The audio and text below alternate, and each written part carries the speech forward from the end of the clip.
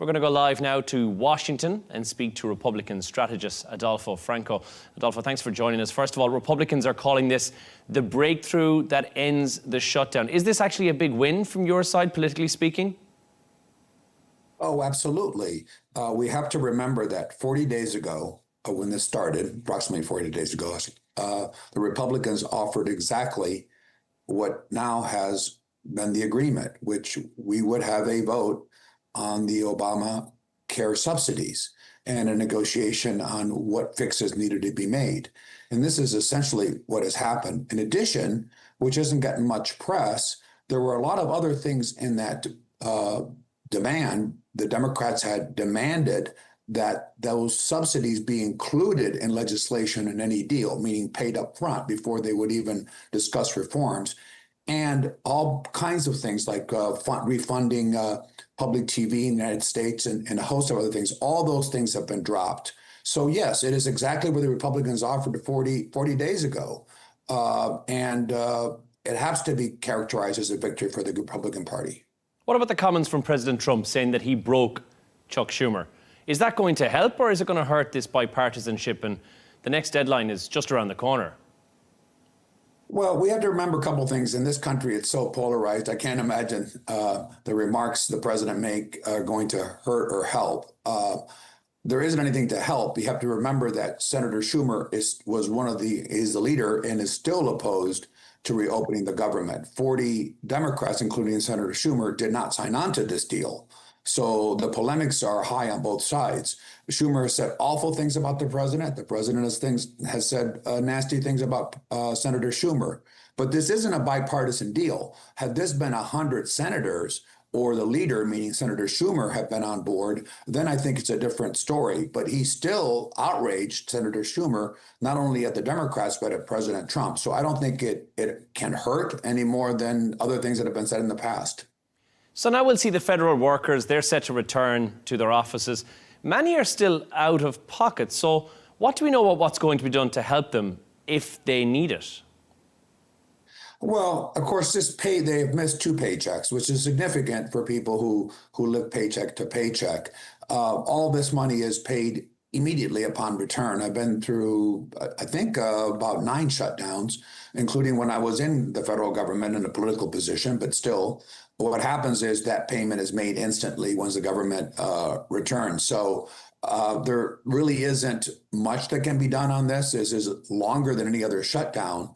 But again, it depends who you want to blame on this. This same deal we just agreed to yesterday could have been agreed to 40 days ago because there was a Republican proposal. So if they're angry at anyone, they should be angry at Democrats. Just as an aside, in the Washington, D.C. metropolitan area, a very liberal senator, Senator Tim Kaine of Virginia, voted to reopen the government because federal workers represent about 1 million people in Virginia. So that tells you, to your question, how concerned he was about continued delay of a shutdown. And of course, continued delay for 41 million Americans who rely on subsidies and food stamps to make ends meet. Will they now also be back paid for everything that they've missed out on so far? Yes, they will. And of course, one of the things that happened happily in this bill is that the agriculture appropriations bill, the money comes from that pot of money, is actually part of the agreement to fund that. So for the rest of the year. So that won't be subject to any future potential shutdown, because remember, this agreement is only good through January 30th. And we're back to some negotiations for the remainder of the year, except for the food programs, because the agricultural appropriations bill is going to be part of this package. But keep in mind that the Republicans 40 days ago, since this bill was ready to go, had offered to actually move on this bill while keeping the rest of the government shut down if they wish to do so, and the Democrats declined it. So this SNAP program, which is the food aid program in the U.S., that could have been funded from day one while they still pursued their 40-day shutdown. They chose not to do so. Adolfo, you mentioned it very quickly there, but are we just moving the goalposts here ever so slightly, because we'll be back at the table here again at the end of January? Are we just pressing pause on another crisis that could be on the way, do you think? Excellent question. It depends on in December. Part of the deal is there's an offer for the Democrats to offer a Obama credits or subsidies bill for the Congress, if that is enacted in December, then I don't think we're going to be back to the same crisis situation. And if it is not, if it is defeated, because the majority is Republican, it's an up and down vote, then I think there is a potential to repeat this. But I have to say, there's a lot of Republican sentiment that some of these subsidies, at least in part, need to be provided along with reforms. So I think the chances of another shutdown are smaller. Also, and keep in mind that it is January, which is already 2026, mid-year elections in the U.S., and there probably will be little appetite to repeat the disruptions in the food program and the flight delays in our country. So politically, it'd be hard for either party to really want to go through a shutdown again. So I venture to say in December, there'll be a compromise on healthcare. As you did mention, the flight delays there as well. And now there's a push to get everyone back to Washington as quick as possible. President Trump has given a warning to air traffic staff that they could face those consequences for missing work. Perhaps maybe an overstep? Well, you have to remember there's a sweetener as well. President Trump has said that those who have reported to work are going to receive, he proposed a $10,000 bonus just for reporting to work. So I think he's rewarding those that are reporting back to work. But I don't believe that's an overstep. I've been in Washington since the Reagan administration. In 1982, President Reagan fired all of the air traffic controllers because they went on strike. At that time, it was against the law to go on strike. And President Reagan fired the entire air controller community. So I think it's an essential service. It is part of what they sign up for. It's like a military service. So I don't think it's an overstep. And there's a sweetener here. If you report to work, you get $10,000. It is a sweet deal, but is there a risk for the Trump administration or for President Trump himself at this stage to alienate some of the moderates with the way that he is claiming this as somewhat of a victory from his point of view? Well, in my assessment, of course, I have a Republican point of view. I don't think he is alienating the moderates because, A, you have 8 Democratic senators who have joined in with the proposal that was supported by the Republicans and President Trump. So you already have moderates in this way. You know, Senator King, a Democrat from Maine, has said this just isn't working. And the polls indicated increasingly in this country, initially the Democrats were favored and the Republicans are blamed for the shutdown, but now it's become even.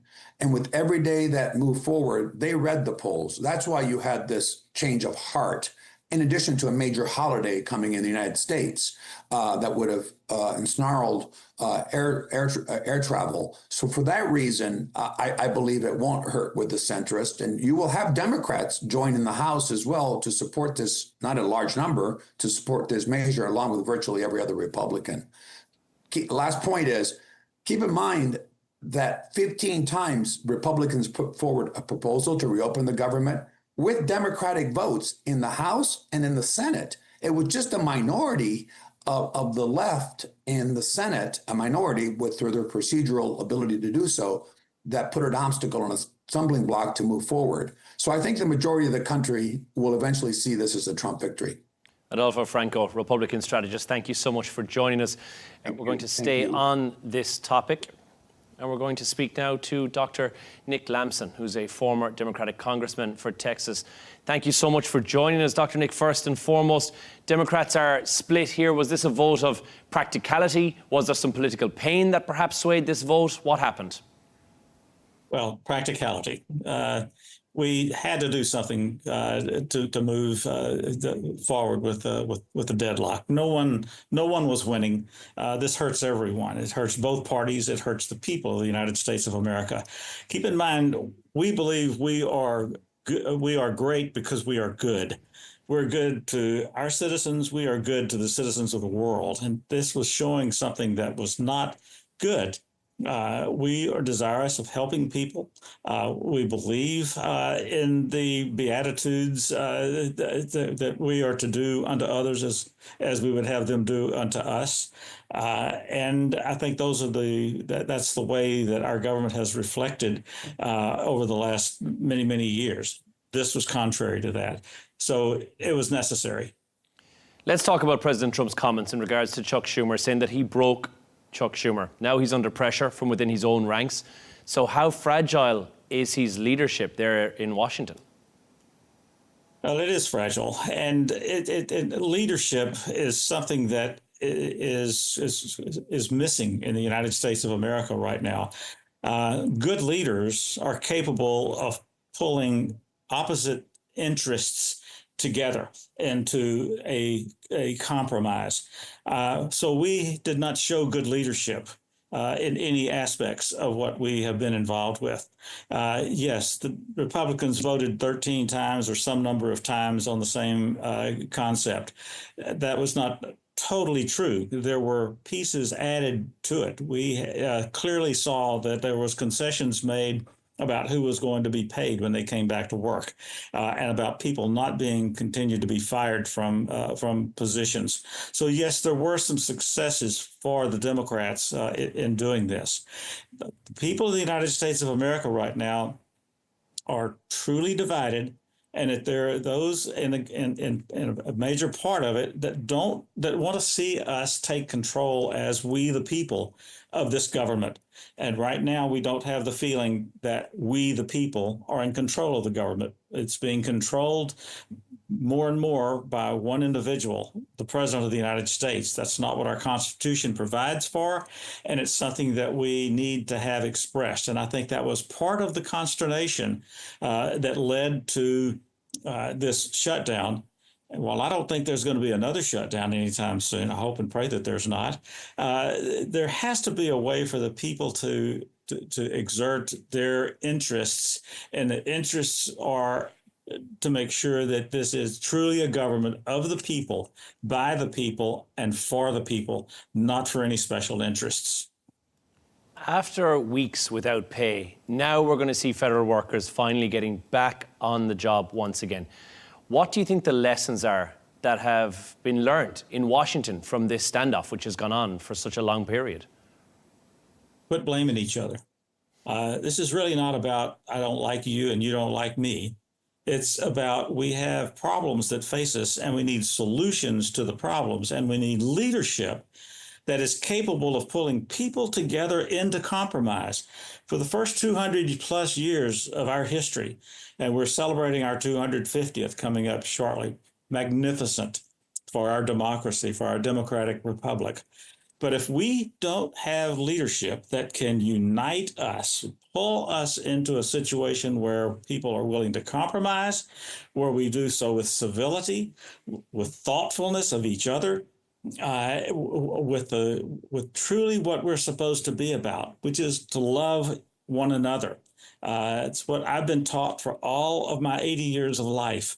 And I believe that I'm a public servant. I believe that I went to Congress because I believe in my community, and I wanted to see us become a better place in which to live. That's the direction that I think that we need to be working on, and what I would hope that we continue to see. So quit demeaning individuals. Quit making it about someone else. Quit pointing the finger at the other guy.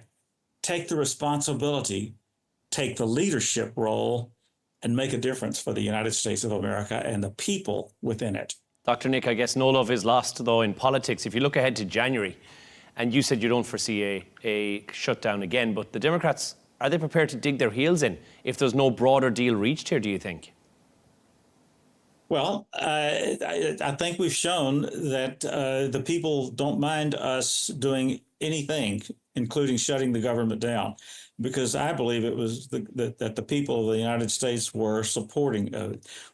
None of us wanted to see the hurt that was going on for the air traffic controllers, the chaos within our air traffic system, the lack of food that goes to individuals who are needy, but also the lack of purchasing food from the farmers who grow it.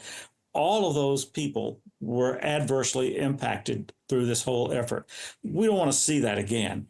But I think that there is also a feeling that if you don't play fair, if you don't treat me like I'm an equal citizen, then we will rebel. And that was a part of a rebellion that was felt by a lot of people. So no one wants to go through another shutdown.